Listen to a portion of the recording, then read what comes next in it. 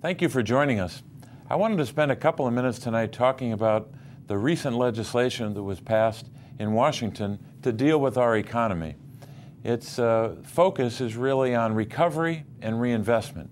Recovery in the sense that we have to jumpstart the economy, and reinvestment in the sense that we have to plan for the long term to make the investments in people and healthcare and in energy and so many other parts of our economy so we can have economic growth over time.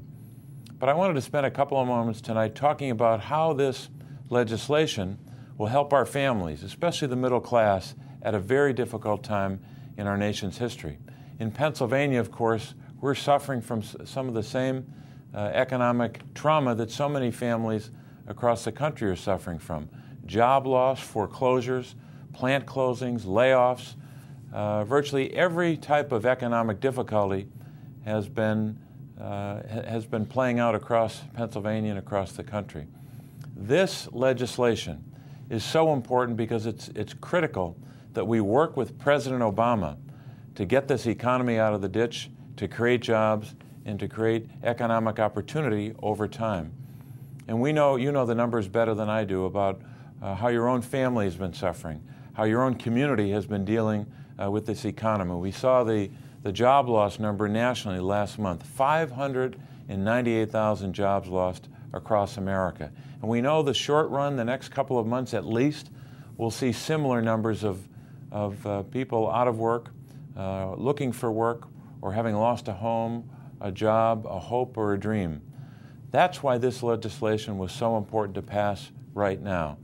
And I have to tell you, when you read the newspaper and you look at all of the stories about the controversial parts of this legislation and the parts of the legislation that talk about whether or not Democrats and Republicans are getting along, that's all important. But the most important part of this legislation is what's in it to help the middle class. What's in this legislation to help our economy? Just going down a quick summary of the legislation. When you talk about infrastructure, whether it's highways, roads and bridges, broadband, and other technology, to make sure that people all across the country, whether they live in cities or rural communities, suburban communities, can have access to information. That's why it was so important to invest over $7 billion in broadband. If you look at it in terms of help for our basic infrastructure, $27.5 billion for highway investments, almost $8.5 billion for public transportation, so people can move throughout our economy without worrying about having a car if they don't have one.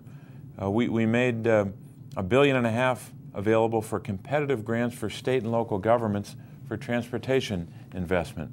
The Army Corps of Engineers, so important to our economy. We invested in their work as well. Economic and community development, so that local communities can make decisions about how to invest in jobs and growth and economic opportunity. Clean water and drinking water investments, over $6 billion just for that. Help for housing, so people can get through this economy and have the peace of mind to know that they have a house, or if they have trouble with their mortgage, they can get help to get through this difficult time period. Health information technology, so critical to cutting down on medical errors and improving the quality of care for people across America. An investment in health information technology of $19 billion, the largest such investment in our history. For college students, the Pell Grants, which are so important to so many of our students, so many of our higher education institutions, and of course for job growth down the road. $15.6 billion for Pell Grants, hundreds of dollars more available for every student that would access those grants. Child care. So many people in this economy have trouble not just making ends meet, but paying for child care and are concerned about the quality of that care. $2 billion for child care programs, and a little more than $2 billion for Head Start, so young children can get an early, smart start in life. A great investment for Head Start and for early Head Start. When you think about all of this, and when you also add to the investments that we make in not just communities, but in people, the tax breaks for middle-income families all throughout this legislation. The Associated Press did a good summary of them recently. And they talked about $400 in the Making Work Pay tax credit for an individual, $400, $800 for a couple. Parents with children in college and some adult students would get expanded tax credits of up to $2,500. In addition to that, first-time home buyers get help by way of the tax policies in this legislation. So whether it's clean water or cops on the beat, whether it's jobs or investments in our rural communities, whether it's helping children or helping people pay for college or buy an automobile or invest in their future or their skills. This legislation does so much in terms of helping our economy get out of the ditch, as I said before, meaning to recover, have our economy recover and get back on track, but also critical investments in healthcare and education and in energy and, of course, direct investments in our families. Now, all of this is a lot of spending, and I understand why some people are very concerned about the amount of spending. That's why we have to have, and this legislation has, very strong oversight provisions. So Congress does its job to oversee how this money is spent, so that the federal government does its job to make sure that we're holding public entities accountable for the tax dollars that they're spending. So it has strong oversight and accountability provisions, and we want to make sure that those are enforced. At the same time, there are people watching this tonight who may say, well, what does it mean for Pennsylvania?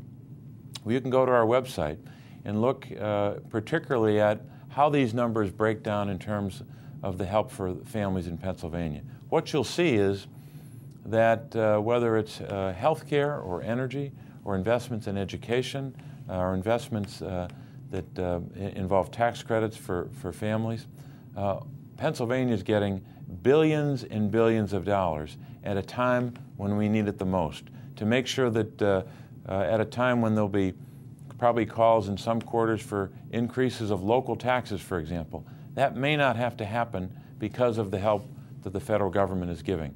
So we want to make sure that as this legislation makes its way to communities across our Commonwealth and across our country, we want you to know that I'm going to continue to fight for Pennsylvania, for the people of Pennsylvania and our families in Pennsylvania, to make sure we not only get our fair share, but to make sure that the investments we make will help our economy recover and also help us long-term to make the investments in the middle class, to make the investments in education and training, which will build us long-term economic strength for economic growth.